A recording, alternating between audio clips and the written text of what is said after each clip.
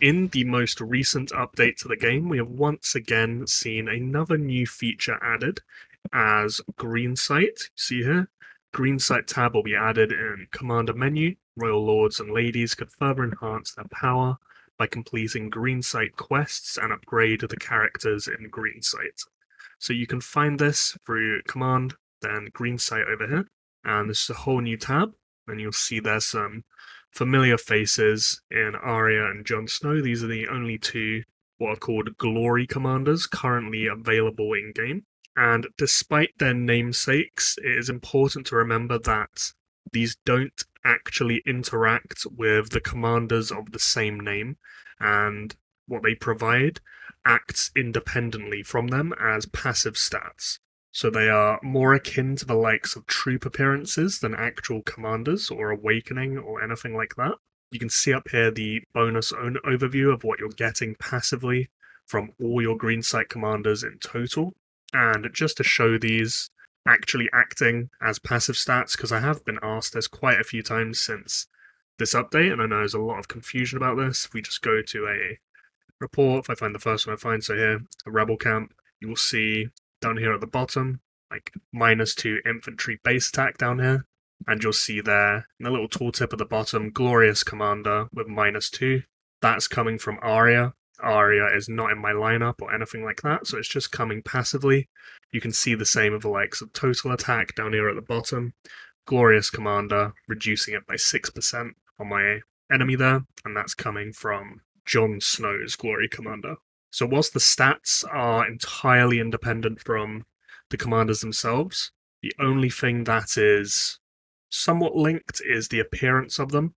And this is a bit buggy currently, but I believe the way it's meant to work is when you reach level 5 on one of these commanders, you will then be able to change their default appearance to their Glory Commander. So here you have Jon and Arya with their Direwolves.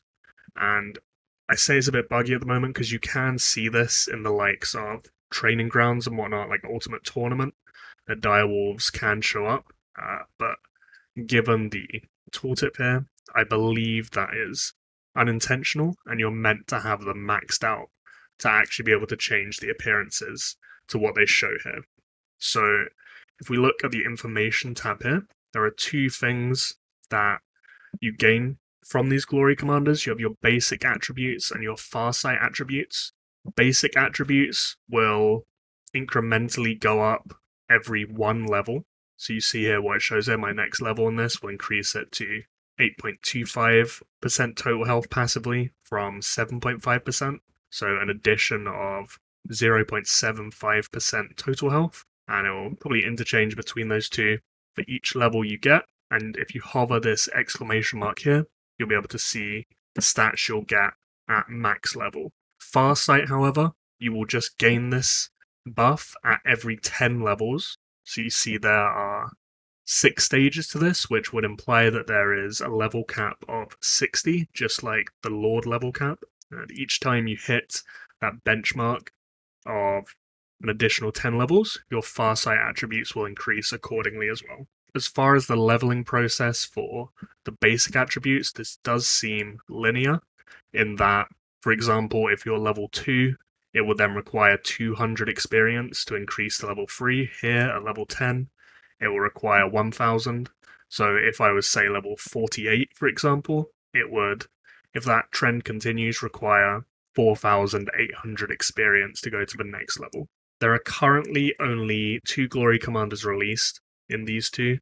Jon is only available through the Ice Dragon Invasion event, which is seemingly very, very pay to win.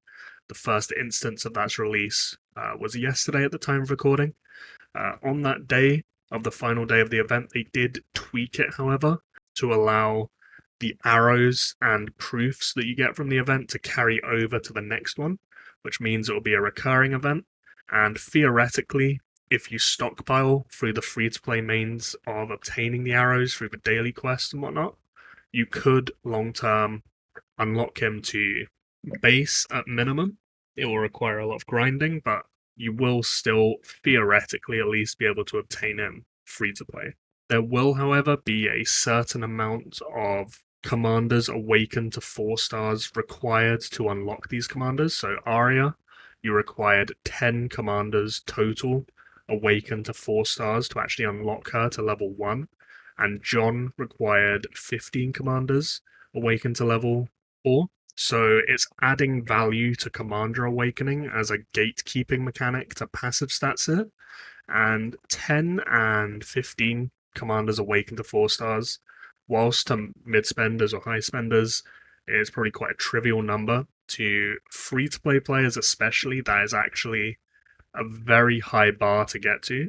So potentially, low spenders and free to play players may want to look to put a bit more emphasis on farming up elite tokens specifically to get those commanders to 4 stars long term, because there is now this new system in place which will offer a source of stats which you could be just blocked out from just from not having the commanders actually required to unlock them, even if you have, say, 100 Arya glory medals. If you don't have those 10 commanders at 4 stars, so if you had, say, 7, you wouldn't even be able to get her to 1 star. It just won't be possible at all.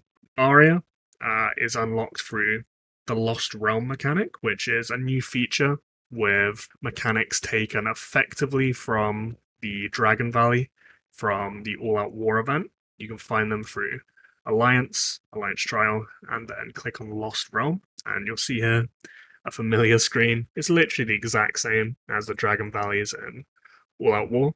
It will follow a progression similar to Werewood Memories, where you have to defeat the previous difficulty for the next difficulty to unlock. So, for example, here, for this epic tier to unlock, we'll have to kill this expert tier here. Otherwise, it just won't let us challenge it.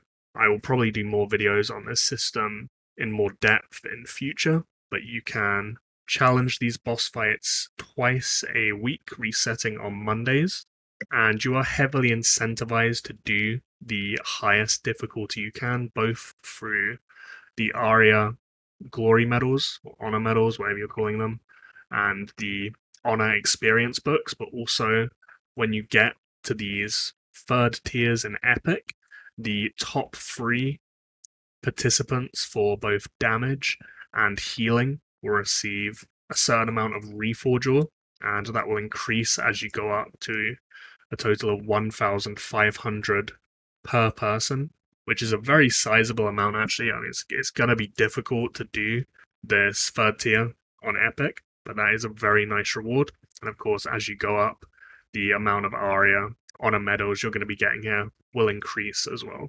So Arya is entirely free to play. It's the only way to unlock her is through Lost Realm.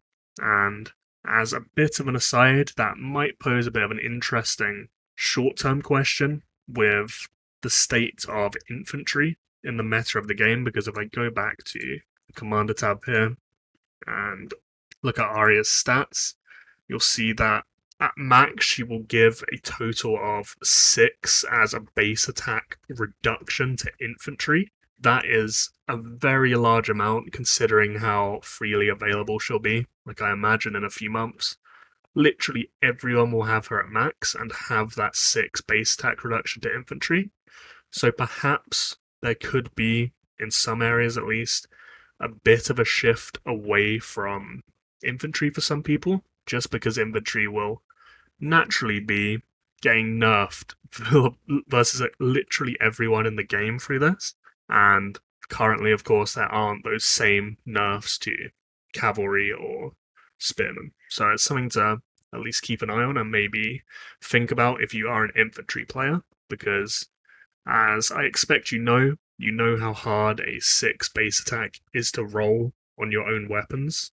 Well, pretty much everyone in the game is soon enough going to be effectively having that against you in every single fight as a reduction, which is a big, big deal. The only other thing I haven't touched upon are these little Dream Remembrance tabs. The reason I haven't really spoken about them is because They're just not really relevant at all.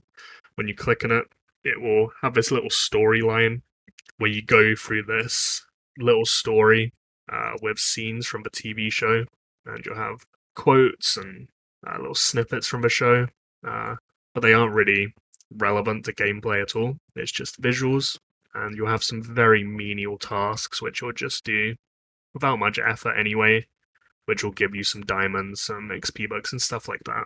One thing to note with these, which I've seen some people be a bit confused about, is the progress will only be tracked towards them after the previous quest is done.